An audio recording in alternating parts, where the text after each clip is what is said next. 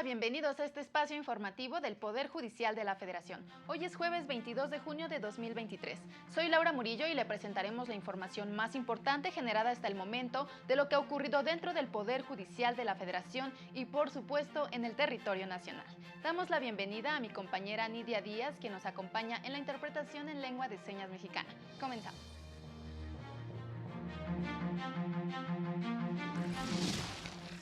Por violaciones al proceso legislativo, la Corte invalidó la segunda parte de las reformas político-electorales.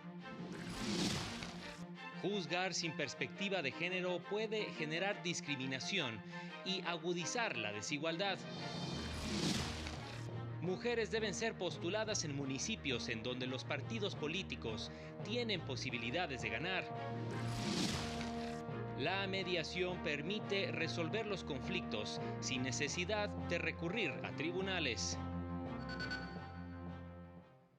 En su sesión de este jueves, el Pleno de la Corte analizó y resolvió las diversas acciones en las que se demandaba invalidar la segunda parte de las reformas político-electorales. Por mayoría de 9 votos, el Pleno de la Corte declaró inconstitucional la segunda parte de las reformas político-electorales por haber violaciones graves al proceso legislativo. En sentido estricto, invalidó el decreto que modificó las leyes generales de instituciones y procedimientos electorales y de partidos políticos, la Ley Orgánica del Poder Judicial de la Federación y por el que se expidió la Ley General de los Medios de Impugnación en materia electoral. Considero que la auténtica democracia deliberativa en el Parlamento solo puede construirse con las reglas que el mismo legislador se ha impuesto conforme a nuestro propio orden constitucional. Resulta claro y evidente que sí se violenta el principio de deliberación democrática porque no había manera de que los legisladores conocieran ni siquiera superficialmente el texto de lo que estaban votando. No son simples formas, lo aclaro, son las reglas que la democracia constitucional estableció en un documento supremo para dar validez al orden jurídico nacional. No se puede ser deferente con nadie si lo que se viola es la Constitución política de los Estados Unidos mexicanos. Coincidieron en que hubo las mismas violaciones que en la primera parte de las reformas político-electorales, que también fue invalidada, e identificaron otras. Entre los vicios estuvieron la falta de motivación de las dispensas aprobadas por las y los diputados, la falta de publicación y distribución de la iniciativa, su indebida modificación en la Gaceta Parlamentaria, la falta de un plazo razonable para discutir la iniciativa, la modificación de artículos ya aprobados y la emisión de un dictamen sin el quórum y la mayoría reglamentaria.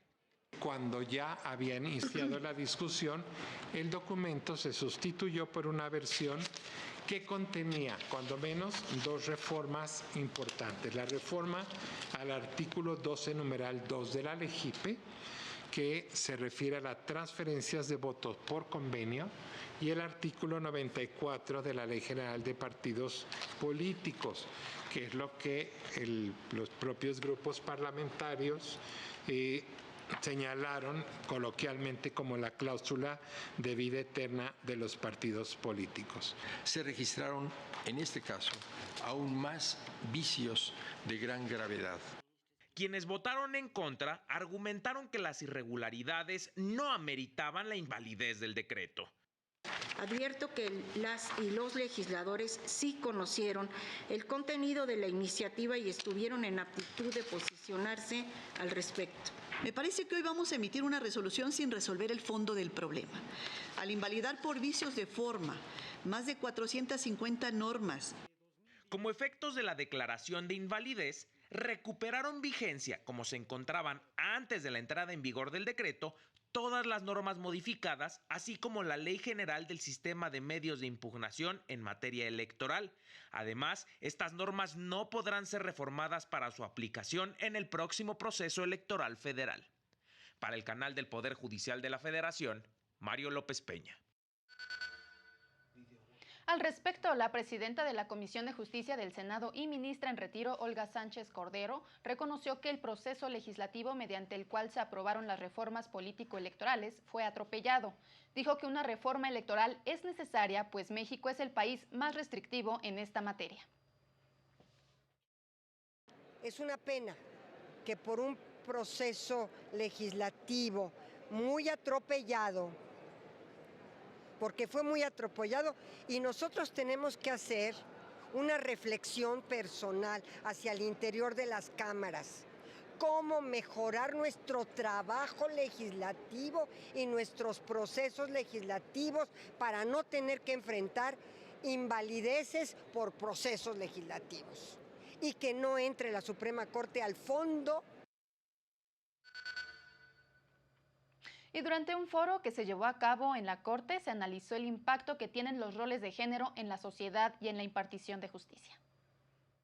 La feminidad no puede ser una jaula de oro que no nos permita actuar y pensar conforme a nuestros sueños, deseos y proyecto de vida, afirmó la magistrada del Consejo de la Judicatura Federal, Lilia Mónica López Benítez, durante su participación en la conferencia Feminidad y Masculinidad en la Suprema Corte de Justicia de la Nación. Dijo que estos mandatos sociales de género, más que abonar a la igualdad, han perjudicado derechos humanos. Queremos una vida donde podamos asumir o decidir nuestro propio proyecto de vida, donde no seamos penadas por no acatar los mandatos de género, donde podamos tener la misma libertad y la misma igualdad en todos los sectores que tienen los hombres. La consejera López Benítez dijo que no se puede hablar de una sola feminidad, en singular, sino de feminidades, en plural, porque explicó, va cambiando, se va actualizando y transformando, dependiendo tanto de momentos en el tiempo, de lugares y de contextos. En materia de derecho, señaló, estos temas siempre se deben resolver con perspectiva de género. En tanto, Víctor Manuel Pérez Cobos, de la Unidad General de Conocimiento Científico y Derechos Humanos, indicó que el impacto de la masculinidad también ha ido cambiando con el tiempo. Tú puedes ser gay, pero no salgas del closet, porque ahí sí ya te bajas del estándar de masculinidad, ¿no? Miren el matiz. Y si nos vamos abajo, alguien dijo heterosexual. Es decir, para ser masculino hay que ser heterosexual. Para el canal del Poder Judicial de la Federación, Óscar González. Y la segunda sala de la Corte estableció que los artículos 25, 26 y 94 de la Ley de Educación de Aguascalientes no lesionan el derecho de propiedad, ya que la pertenencia de los bienes inmuebles privados al sistema educativo estatal y que la coordinación del sistema le corresponda al Instituto de Educación de la entidad, no constituyen una extinción parcial ni total de los atributos del propietario, pues la integración solo debe entenderse para efectos del funcionamiento y prestación del servicio educativo. El anterior criterio se desprende de una interpretación integral del artículo 3 constitucional y de las leyes General de Educación y de Educación de Aguascalientes. En temas electorales, el magistrado presidente del Tribunal Electoral, Reyes Rodríguez Mondragón, reconoció la iniciativa del Congreso del Estado de Jalisco que busca contribuir con la paridad de género. En el marco del foro Criterios de Población y Competitividad para avanzar en la paridad sustantiva, dijo que no obstante, como toda propuesta, es perfectible, toda vez que debe buscar que se garantice a través del modelo de bloques de competitividad y bloque poblacional que los partidos políticos postulen a las mujeres en ayuntamientos en los cuales tengan verdaderas posibilidades de ganar. En las reglas que deben observar los partidos políticos cuando registran candidaturas. Por ejemplo, a fin de evitar que se postule a mujeres en los ayuntamientos en los que los partidos políticos tienen una menor fuerza electoral y por tanto pocas probabilidades de ganar, se desarrolló el mecanismo conocido como bloques de competitividad.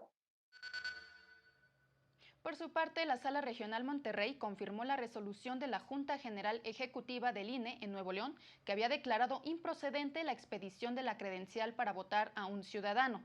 ello debido a que no pudo acreditar su identidad conforme a los requisitos solicitados por el INE para diferenciarlo de otra persona con el mismo nombre en la entidad.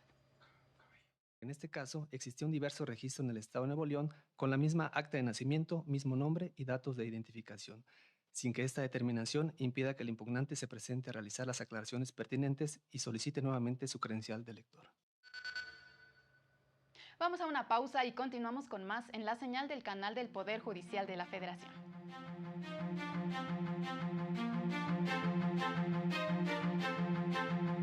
Al regresar, comerciantes con discapacidad visual denuncian discriminación en instalaciones del metro.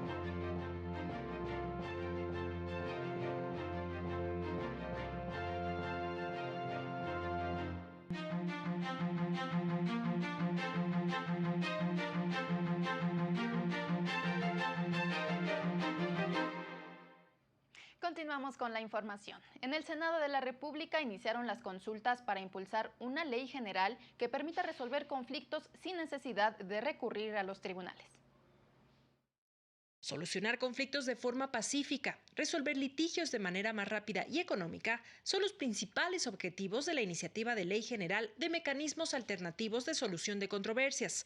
Los rubros que deben considerarse para su integración en todo el país fueron analizados en el primero de 9 foros convocados por el Senado de la República y la Cámara de Diputados. Vamos a evitarle una gran carga a los tribunales. Porque abona de manera importante al fomento de la cultura de la paz, devolviéndole a la población el derecho que tienen de resolver por ellos mismos sus conflictos, ¿sí?, a través de un mediador, circunstancia que se avanzó e incorporó en el orden local y que también tenemos que hacerlo en el orden federal. Las y los participantes resaltaron que estos mecanismos, reconocidos en nuestra Constitución desde el 2008, son una respuesta a la justicia cotidiana y pueden ser aplicados en todas las materias del derecho, con excepción del ámbito penal. La negociación, la mediación, la conciliación, el arbitraje facilitan que las partes acuerden la forma de solventar sus problemas,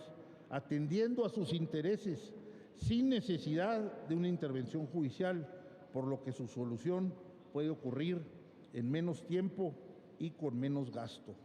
Revelaron que en 2019 el costo por carpeta resuelta a través de mecanismos alternativos de solución de controversias fue de 3,500 pesos, mientras que a través del modelo convencional el gasto fue de 13,900 pesos en promedio.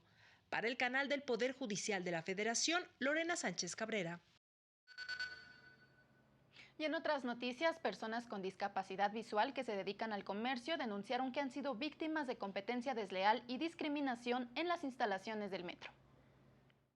Más de 300 personas con discapacidad visual se reunieron en el auditorio del Deportivo Venustiano Carranza para visibilizar un problema que están padeciendo dentro del sistema de transporte colectivo metro. Se trata de la instalación de cientos de cilindros de venta dentro de los pasillos del metro que se han convertido en una competencia desleal para los puestos que se les asignaron hace 13 años como parte de un programa para que dejaran de vender dentro de los vagones. Cuando nosotros solicitamos algún espacio para colocar a otra persona o bien para reubicarla, las autoridades nos dicen no se puede porque obstruye el libre tránsito de la gente, porque obstruye en una salida de emergencia X.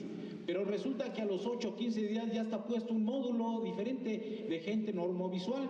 Ahora tenemos una exagerada competencia con estos lugares que se han ido agregando al comercio dentro de las instalaciones. Aunque no lo tienen permitido, están vendiendo los mismos productos que nosotros. Entonces es una competencia desleal. Explicaron que el plan de apoyo a personas con discapacidad dentro del metro inició con 118 puntos de venta y a lo largo de 13 años solo les han aumentado 3 espacios, mientras que los cilindros que son atendidos por personas que no presentan problemas de la vista se han multiplicado y tapan sus puestos. Aseguran que esto se traduce en actos de discriminación contra las personas con discapacidad visual y una violación a su derecho al trabajo a través del autoempleo. Esto nos lleva a pedirle a las autoridades que no solo nos amplíe el programa, sino que nos busque una figura jurídica que nos dé más certeza. Porque de esto carecemos, pertenecemos a un convenio que se llama PATR, Permiso Administrativo Temporal Revocable. Para el canal del Poder Judicial de la Federación, Juan Carlos González.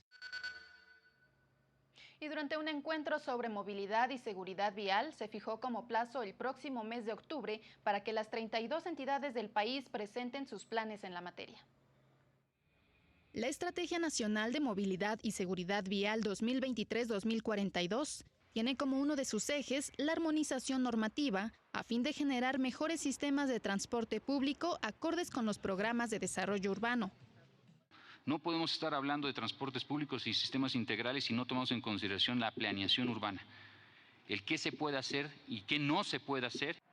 En la segunda sesión ordinaria del Sistema Nacional de Movilidad y Seguridad Vial, establecieron como plazo el 5 de octubre para que las entidades presenten un plan de implementación de la Estrategia de Movilidad y Seguridad Vial, así como para la presentación del borrador de la Política Nacional de Transporte Público.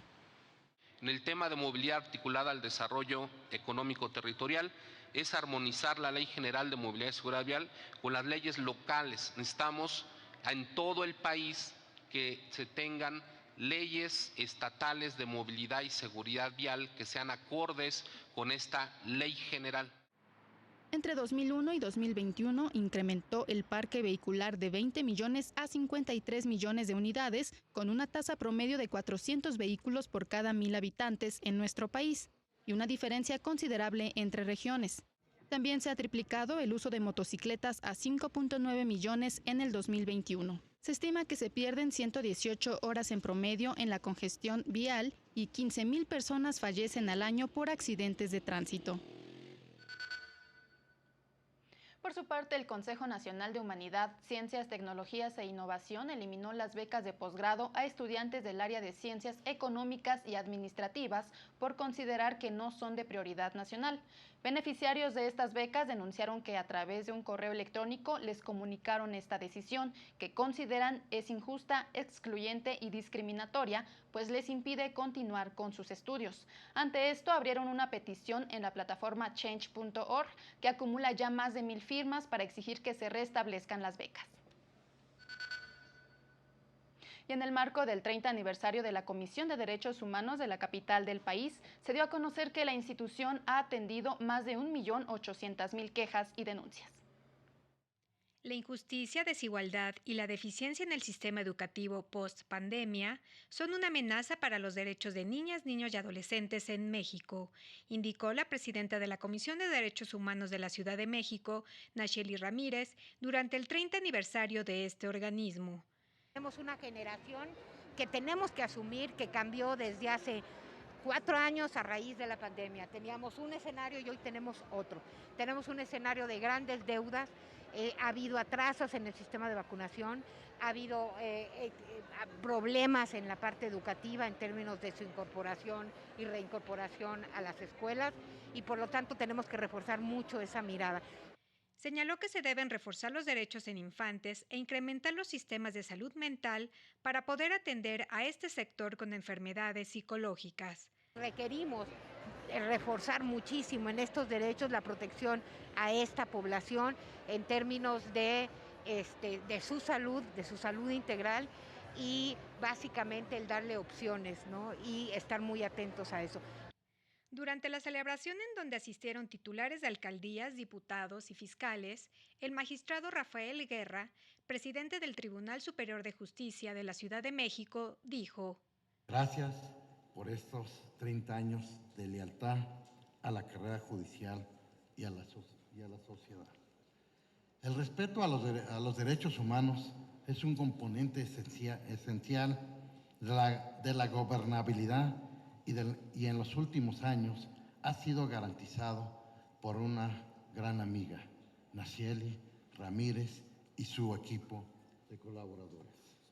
Este organismo, de 1993 a la fecha, ha atendido 1.816.558 servicios. Para el canal del Poder Judicial de la Federación, Rosy García. Y autoridades de Chihuahua informaron que la sobredemanda en el sistema eléctrico a consecuencia de la ola de calor ha ocasionado fallas en casi una tercera parte de los pozos de agua, lo que ha generado desabasto de electricidad y del vital líquido en diversos municipios. Ante esto, se ha limitado el servicio de agua en algunas zonas. Señalaron que se distribuirá agua a través de pipas de manera gratuita con el fin de atender la demanda.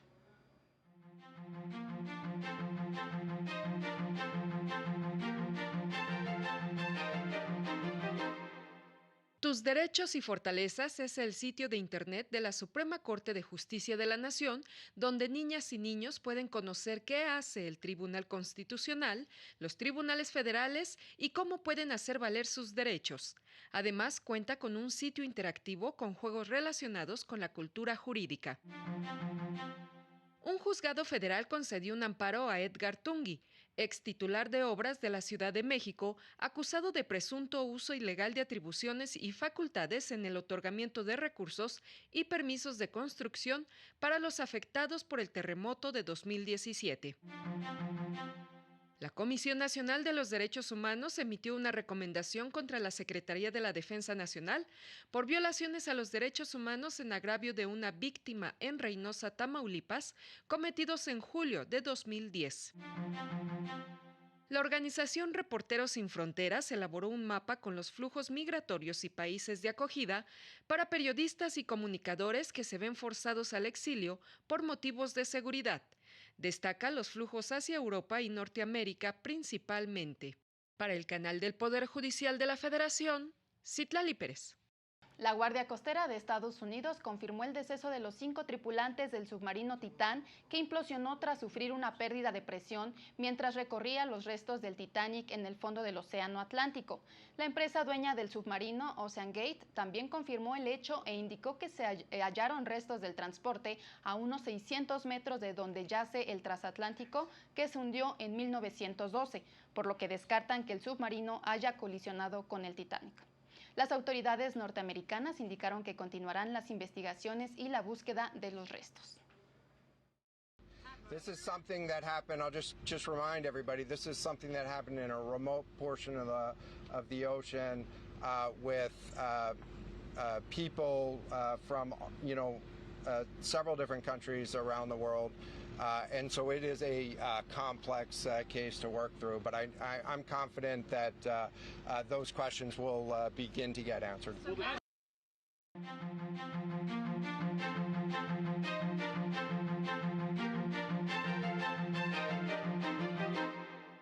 Una fuga de gas causada por una válvula rota dentro de un restaurante en China provocó una fuerte explosión que dejó 31 muertos y 7 heridos. El dueño, empleados y accionistas se encuentran detenidos y sus activos fueron congelados. El máximo tribunal de la Unión Europea dictaminó que Hungría violó leyes del grupo y vulneró los derechos de los migrantes al privarlos de un procedimiento efectivo, fácil y rápido para solicitar asilo en el país. Se decidirá entre cambiar o retirar su legislación o imponer multas.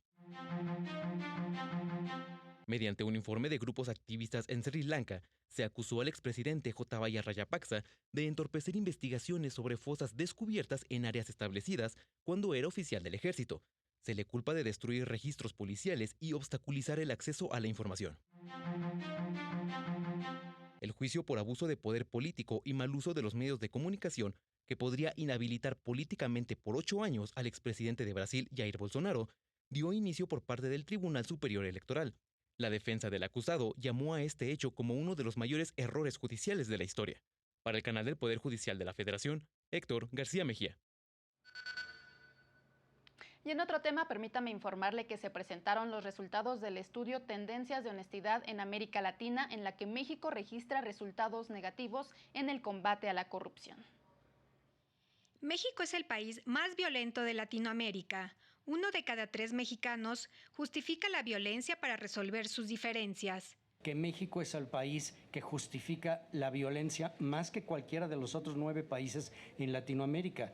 Con el objetivo de combatir la corrupción, impunidad y fortalecer la transparencia en las empresas y sociedad civil, Amitay, en colaboración con el Tecnológico de Monterrey, presentaron la 4ª edición del estudio Tendencias de Honestidad en Latinoamérica.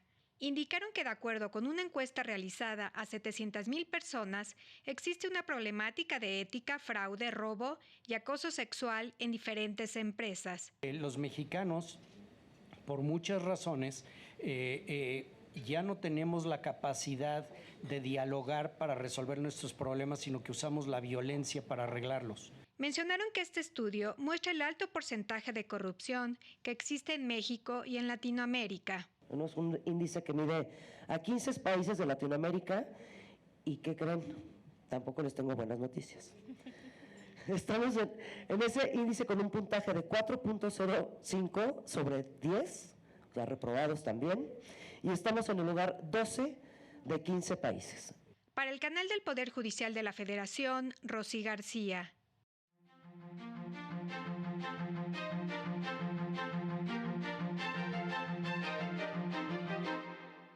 El tipo de cambio se ubicó en 17 pesos con 17 centavos por dólar, de acuerdo con información del Banco de México. La Junta de Gobierno del Banco de México decidió por unanimidad mantener sin cambios la tasa de interés de referencia nacional en 11.25%. El Índice Nacional de Precios al Consumidor incrementó 0.02% respecto a la quincena anterior, con lo que la inflación general disminuyó a 5.18% anual, su tercera disminución consecutiva y la segunda más pronunciada en lo que va del año. El Departamento de Agricultura de Estados Unidos aprobó a 2 empresas para vender carne cultivada en laboratorio. Upside Foods y Good Meat son las primeras en completar un proceso de aprobación de este tipo de carne, derivada de una muestra de células de ganado alimentadas y cultivadas en cubas de acero, con lo que Estados Unidos se convertirá en el segundo país después de Singapur en permitir la venta de carne cultivada. Para el canal del Poder Judicial de la Federación, Lilian Moreno. Y de acuerdo con la Encuesta Nacional de Salud y Nutrición, aumentó la obesidad y el sobrepeso en infantes y adolescentes. En México, el 98% de la población cuenta con anticuerpos protectores contra COVID-19, ya sea por vacunación o por infección natural. Así lo revela la Encuesta Nacional de Salud y Nutrición Continua 2022, cuyos resultados fueron presentados este jueves. El estudio señala que la prevalencia de vacunación de al menos una dosis en la población mexicana aumentó de 73.8 en 2021 a 79.8 en 2022. Sin embargo, el 11.2% de las personas ha rechazado la vacuna o ha tenido barreras para que se la pongan. Y dentro de las barreras están ahí ejemplificadas de lo que se había encontrado, algunas cosas como que les quedaba lejos, la fila era larga, no lo dejaron salir del trabajo, tiene una discapacidad, etcétera. Y el rechazo sigue siendo todavía la incertidumbre de lo que la gente tiene sobre si estas vacunas funcionan o no y si pueden tener efectos adversos. La ENSANUD 2022 también reveló el alto índice de sobrepeso y obesidad que prevalece en menores y adolescentes. La prevalencia de sobrepeso en escolares vimos que registró incrementos de 7% entre 2006 y 2022 y tenemos ya una prevalencia de 37%. La de adolescentes aumentó 24% desde el 2006 y llegamos a una prevalencia ya de 41%. El documento señala que el 24.6% de la población informó haber tenido necesidad de atención a su salud en los 3 meses previos a la realización de la encuesta. De ese total, el 44% recibió atención en servicios públicos y el resto en privados. Para el canal del Poder Judicial de la Federación, Juan Carlos González. Antes de despedirnos, lo invitamos a mantenerse en la señal del canal del Poder Judicial de la Federación. Soy Laura Murillo y le agradezco mucho su atención. Hasta pronto.